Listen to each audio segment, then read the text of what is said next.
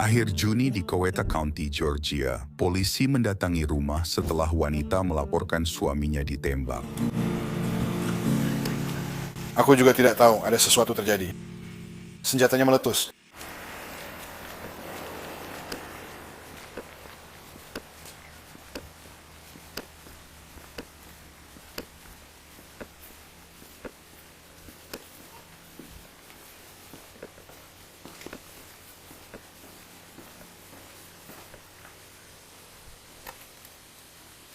Clear back here.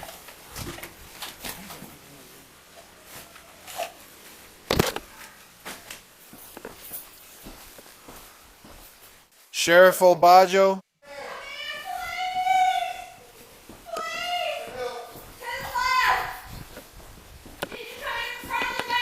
Apa bukti body cam dalam Law and Crime? Mungkin ini menunjukkan dunia tak terduga. Saat situasi menakutkan muncul, punya pengacara hebat sangat penting. Nah, disitulah mitra dan sponsor kita, Morgan & Morgan berperan. Ini bukan hanya tempat yang membuat topi-topi bagus. Topi ini memang pas di kepala saya. Tapi ini adalah firma hukum dengan lebih dari 1.000 pengacara. Kamu tahu kenapa mereka punya banyak pengacara? Karena mereka sering menang. Sedalam beberapa bulan terakhir, Morgan & Morgan meraih putusan jutaan dolar untuk pesepeda di Philadelphia, 2,7 juta dolar untuk korban kecelakaan mobil di Florida, dan 5,6 juta dolar untuk korban tabrakan di Georgia setelah asuransi awalnya menawarkan $0. Dan bahkan jika kamu pikir kasusmu tidak bernilai jutaan dolar, kenapa tidak mulai mengajukan klaim dan memperjuangkan apa yang memang layak kamu dapatkan? Morgan & Morgan membuat semuanya jadi sangat mudah. Kamu bisa mulai klaim dari ponselmu hanya dengan 8 kali klik. Jika kamu terluka, kamu bisa klaim di forthepeople.com/lcbodycam atau klik tautan di deskripsi dan komentar yang disematkan. Kami di sini. Kami di kamar utama. Oke, petugasnya sudah di sini. 182911918.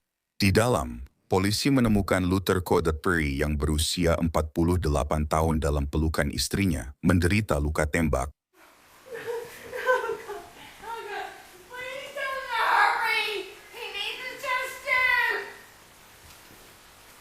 Kamu punya catatan TKP. Negative. Bagaimana dengan Taylor? Taylor, ya. Negative. Dia perlu kesaksian. Biarkan.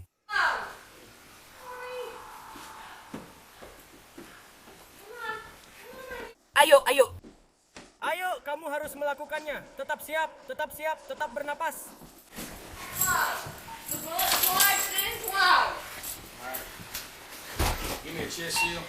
Tidak nih, aku di yang lain.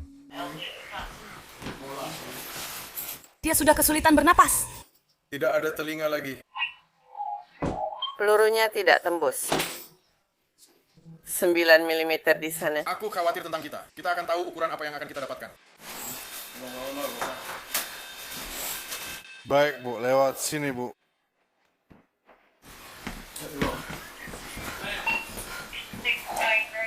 Polisi mengidentifikasi tersangka yang terlihat di sini sebagai Cheryl Coe, berusia 51 tahun, istri korban selama 4 tahun. Ayo men, ayo. Kita akan masuk ke sini dan duduk bersama dia. Ya Tuhan. Kita masuk dan duduk ya. Tolong ke sana. Ayo ke sini.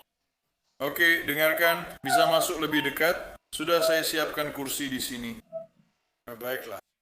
Baik, dia seusia dengan orang-orang di sekitarnya. Cheryl dikawal keluar saat petugas medis menangani korban yang dinyatakan meninggal beberapa menit kemudian. Baik, Bu. Bisakah Anda ceritakan apa yang terjadi?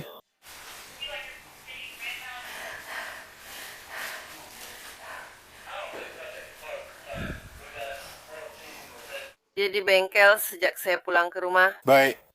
Aku minum 4 atau 5 Angry Orchard sendirian di teras belakang. Aku pergi tidur. Aku minum obatku sebelum tidur. Dia masuk. Nah, dia berteriak. Lalu aku mengambil pistol dari meja samping tempat tidur dan menembak karena ketakutan. Kamu takut padanya? Tidak, aku tidak tahu. Oke. Aku tidak tahu siapa yang akan masuk. Aku hanya dengar seseorang masuk sambil berteriak. Kita harus cari pintu terbuka. Ya ampun. Oh. Ya Tuhan. Ayo. Kita keluar dari sini ya.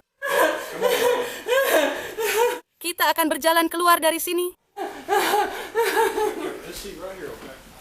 Kamu duduk saja di situ.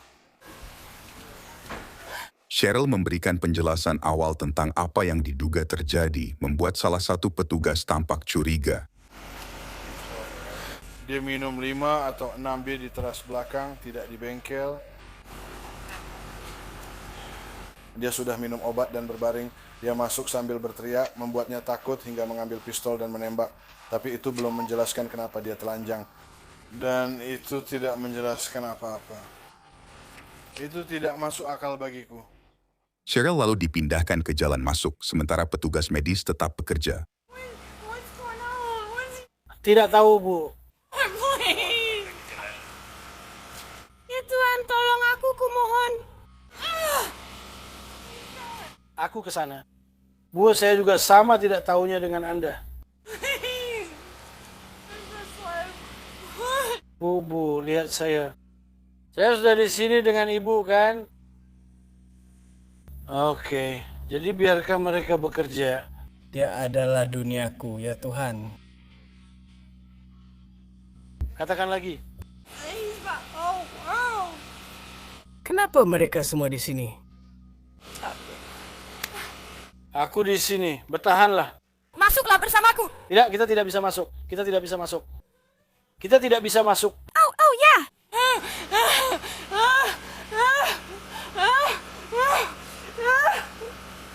Kita tidak bisa masuk, oke? Oh Tuhan, tolong. Sebaiknya kamu duduk saja. Duduk saja. Oh, tolonglah. Kenapa mereka semua ada di sini? Tidak. Tidak. Tidak. Tidak. Kenapa mereka? Aku tak di sini. Tidak, aku hanya ingin tahu apa yang terjadi dengan suamiku. Aku rasa kamu sudah tahu apa yang terjadi. Tidak. Aku tidak tahu.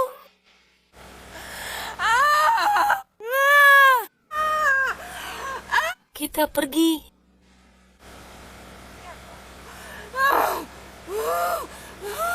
Aku belum keluar ke sini. Kalau kamu tidak duduk, kami harus menaruhmu di mobil karena kamu tidak mendengarkan. Kami tidak mau, jadi tenang di sini, oke? Tak lama kemudian penyelidik datang dengan lebih banyak pertanyaan untuk Cheryl. Saya Gear dari kantor koroner. Oke, dan ini Sean. Bu, dengarkan saya dan duduklah. Kami tahu apa yang sedang terjadi di sini. Jadi, oke, ceritakan apa yang terjadi malam ini.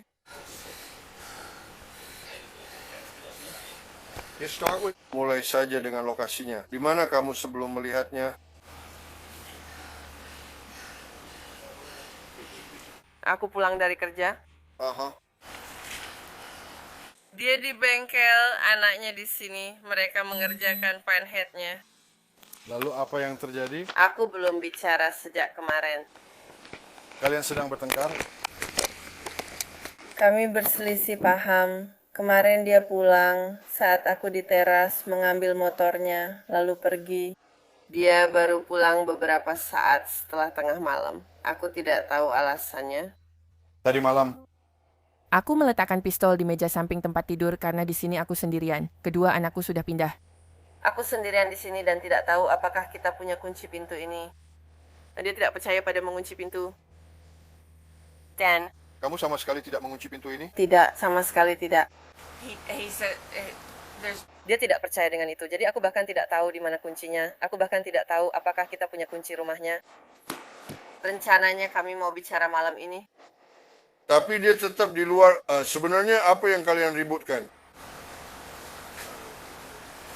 Kemarin kami berselisih tentang sesuatu yang sudah terjadi.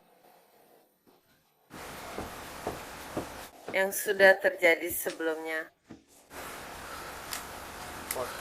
Sesuatu dengan orang lain. Ada orang lain yang terlibat.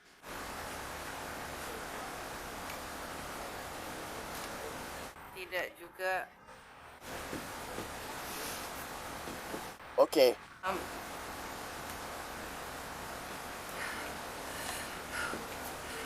Jadi kami tidak bicara. Kami memang tidak berbicara. Dia masih tidur saat aku berangkat kerja. Kami tidak bicara sepanjang waktu. Dia mengirim pesan jam 3, bilang sudah siap bicara. Aku bilang padanya aku belum yakin sudah siap.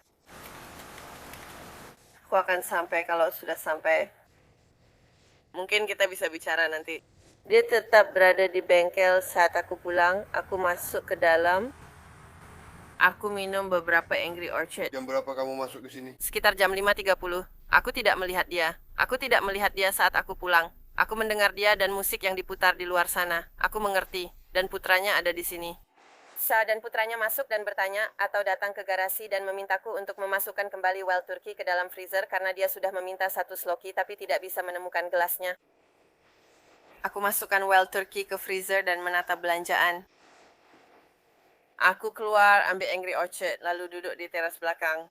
Aku selalu duduk di teras belakang setiap hari dan minum beberapa bir. Biasanya aku minum Captain Morgan dicampur Dr. Pepper atau Angry Orchard seperti malam ini.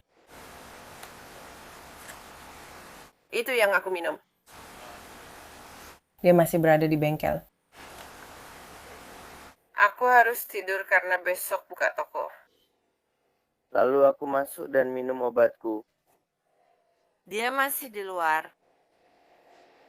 Aku tertidur. Aku mendengar seseorang masuk sambil berteriak. Aku segera mengambil pistol di meja samping tempat tidur karena itu hal yang harus kulakukan. Kamu mengambil pistolmu dan... Lalu aku menembak 2 kali.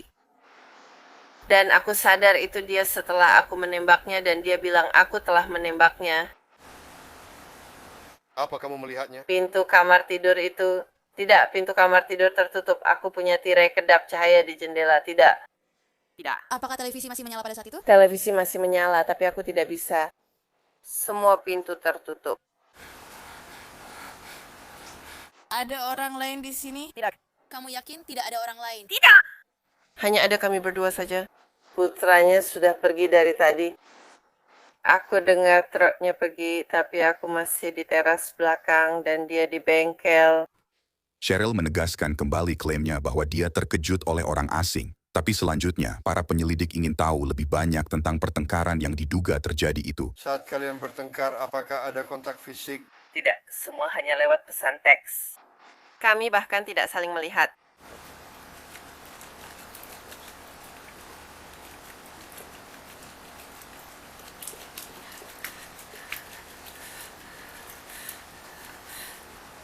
Sudah balas pesannya? Setelah dia bilang aku menembaknya. Tidak, saat dia berteriak. Tidak, aku hanya mengambil pistolnya karena yang ku dengar hanya teriakan dan aku masih setengah sadar. Aku sudah tertidur. Kalian sebenarnya sedang bertengkar tentang apa? Apakah tentang perempuan lain? Apakah dia membicarakan soal perceraian? Apakah kamu yang membicarakan perceraian? Atau ada hal-hal seperti itu yang muncul? Tidak. Tidak ada yang seperti itu. Bisakah bapak-bapak ini menjauh? Ya. Kami menjalani gaya hidup alternatif. Mana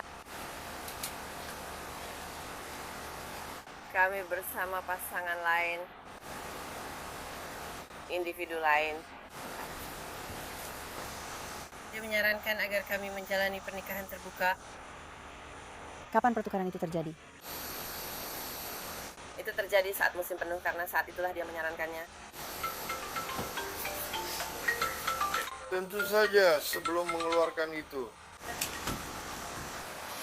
Jadi perdebatannya soal itu, atau salah satu dari kalian ingin melakukan itu, salah satu dari kalian tidak, atau orang-orang yang bersama kalian, atau bagaimana? Tidak, Senin. Aku putuskan sejak kami mulai pernikahan terbuka. Ini soal pernikahan terbuka, bukan gaya hidup. Kalau dia bisa bertemu orang lain, aku juga bisa. Senin kami bertengkar soal itu dan aku bilang jangan lakukan lagi. Sejak kami memulai pernikahan terbuka, ini selalu jadi masalah. Dan itu hanya kesalahpahaman. Karena aku pikir dia begitu. Karena pekerjaan dan tempat kerjaku, aku berusaha menjaga semuanya sangat pribadi. Jadi dia sudah beberapa kali salah bicara tentang kehidupan yang kami jalani kepada orang-orang yang sebenarnya tidak perlu dia beritahu. Dia memberitahu orang-orang bahwa kami menjalani gaya hidup terbuka, lalu mencoba mengenalkanku pada mereka. Seakan-akan sudah jelas aku seperti itu dan aku tidak mau hal itu tersebar. Aku bilang ke dia kalau kita perlu bicara dan aku menuduh dia melewati batas itu lagi dan dia sangat marah padaku. Aku memintanya untuk mengirimkan tangkapan layar percakapan itu. Dia tidak mau melakukannya, tidak mau melakukannya, tidak mau melakukannya. Aku harus mempercayainya, aku harus mempercayainya. Dan dia berusaha membangun kembali kepercayaan. Kamu tidak salah dengar. Cheryl mengatakan pada penyidik bahwa dia dan Luther bertengkar soal pernikahan terbuka pada hari-hari menjelang penembakan, tapi tetap berpegang pada cerita tentang penyusup. Beberapa jam kemudian, Cheryl dibawa ke ruang wawancara dan ceritanya mulai berubah. Dia sebenarnya tidak benar-benar. Maksudku, dia membanting pintu hingga terbuka. Aku mendengar langkah kaki yang keras lalu pintu kamar tidur terbanting terbuka. Ya, jadi menurutmu dia diam, tak bicara apa-apa, lalu pintunya langsung terbuka. Dan pada saat itu, Tapi itu saja. Saat itu aku ambil pistolnya. kamu bilang begitu. Lalu kamu bilang menembak 2 kali. Bidikanku buruk karena aku menembak, tapi pelurunya entah ke langit-langit atau kemana. Aku juga tidak tahu di mana pelurunya mengenai. Oke, lalu tembakan kedua saat, Dan aku menembakkan tembakan kedua ke arah yang menurutku ada di sebelah kanan siapapun itu. Maksudku, aku pikir aku akan mengenai TV lebih dari apapun karena aku tak berusaha mengenainya. Aku sebenarnya hanya berusaha menarik perhatian di luar sana lebih dari apapun, agar dia bisa masuk dan mengurusnya karena aku kurang ahli menembak. Dan aku baru tahu saat dia bilang, Cheryl, kamu menembakku. Seperti saat kamu bilang dia akan mengatakan hal-hal yang seharusnya tidak dia katakan, tapi dia tetap mengatakannya. Itu kalau kami pergi ke suatu tempat. Dia tak keberatan memberitahu siapa saja, bahkan orang asing, bahwa kami punya pernikahan terbuka. Ini kota tempat aku dibesarkan. Kami tumbuh dengan cara yang sangat berbeda. Dia tak peduli omongan atau pendapat orang tentang dirinya. Aku peduli. Jadi aku lebih tertutup tentang hal itu dibandingkan dia. Dan saat itulah biasanya mulai timbul masalah. Karena setelah minum beberapa gelas lagi, dia akan membicarakannya pada siapa saja. Yang saya coba pahami adalah, apakah Anda menggambarkan seseorang membuka pintu dan saat pertama kali Anda berbicara kepada orang itu, apakah itu langsung terlihat? Membuka pintu dengan kasar dan berteriak. Katakanlah kamu punya rumah indah dengan banyak jendela dan suasana luar tetap terang.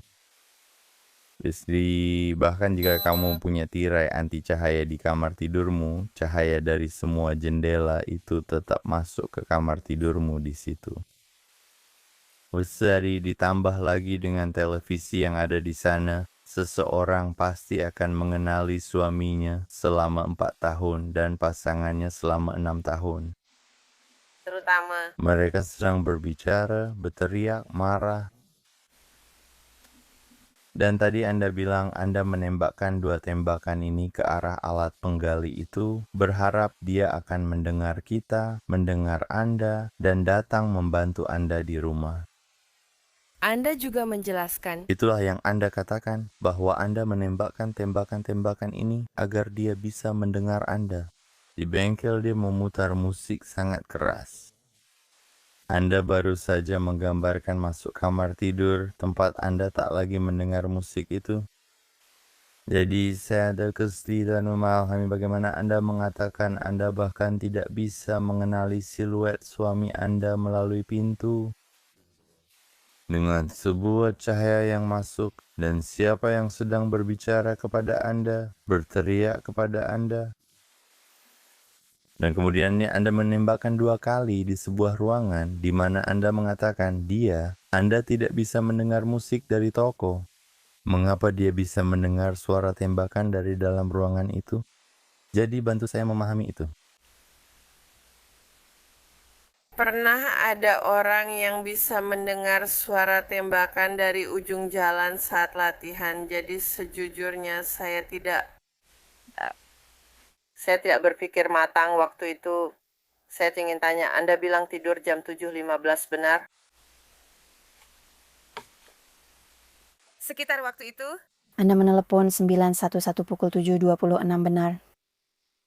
Nah, itu yang tertulis di layar panggilan bahwa Anda menelepon 901, oke. Jadi itu berarti Anda tertidur selama kurang lebih 11 menit jika Anda memang tertidur. Jika dia tertidur, Jika dia tidur langsung dari 7.15 ke 7.26 itu 11 menit.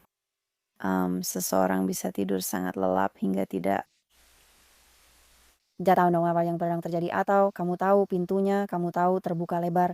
Dan hal pertama yang kamu lakukan adalah meraih pistolmu dan menembakkan 2 peluru. Jadi kenapa aku kebanyakan minum? Oke, jadi waktu aku bicara denganmu sebelumnya, kamu bilang ada seseorang yang membuka pintu itu dengan keras dan mereka berteriak-teriak. Ingat, aku tanya, kamu tidak tahu itu suara suamimu atau bukan? Lalu apa yang kamu katakan, kamu masih ingat? Saat ini tidak, aku tidak ingat. Oke, kamu bilang kalau kamu terlalu linglung, dan sebenarnya tidak benar-benar tahu siapa yang berteriak dan menjerit atau apa yang mereka katakan. Jadi sekarang kamu bilang kepada kami bahwa seseorang membuka pintu dengan keras dan tidak mengatakan apa-apa sampai kamu menembakkan tembakan kedua. Lalu dia berkata, kamu menembakku. Lalu kamu sadar itu suamimu.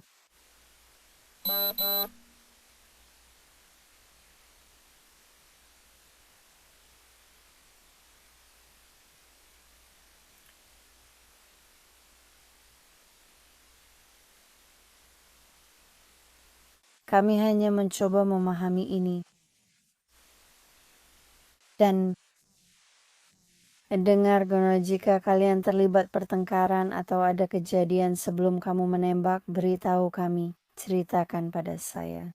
Ceritakan agar kami bisa membantu.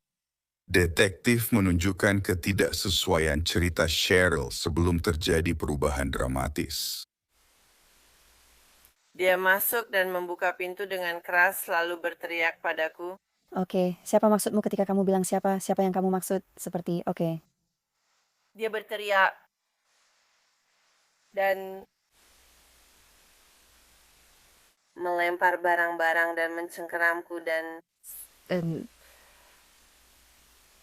dia bilang jika aku tak mau bicara, aku harus tidur di kamar lain. Lalu dia menarikku keluar dari tempat tidur.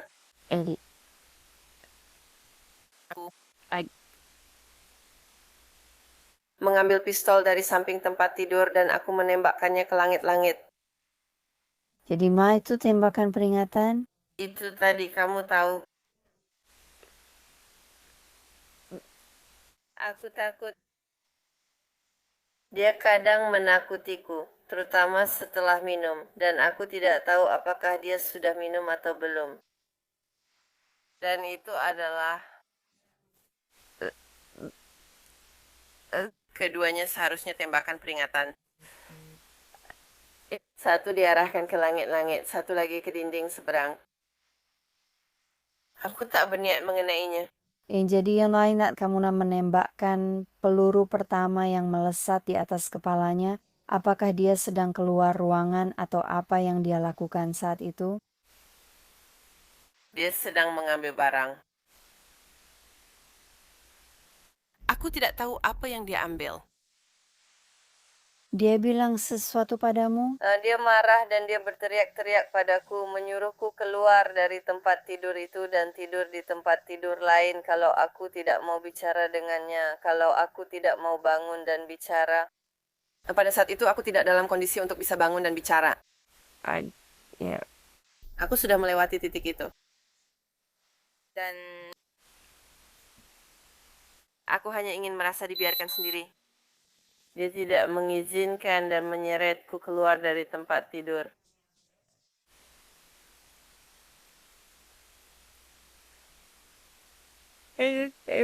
Aku hanya mencoba menembak dinding di belakang TV supaya dia takut atau pergi.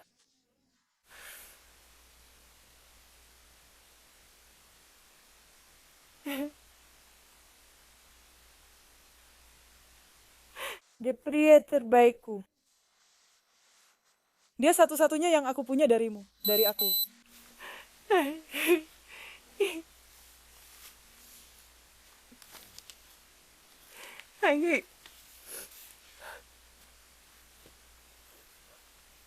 Aku tak bisa tanpa dia. Aku tak pernah bermaksud begitu. Saya itu sama sekali tidak bermaksud melakukan itu. Penyelidik menyimpulkan Luther mengalami luka tembak tempel, yaitu luka saat pistol ditempelkan ke kulit korban saat menembak. Setelah proses hukum panjang, Cheryl dinyatakan bersalah pada Agustus 2025 atas pembunuhan dengan niat jahat, pembunuhan karena tindak pidana, dan penganiayaan berat. Dia dihukum penjara seumur hidup tanpa pembebasan bersyarat. Berlangganan sekarang untuk akses lebih mudah ke konten terbaru dari Law and Crime Bodycam.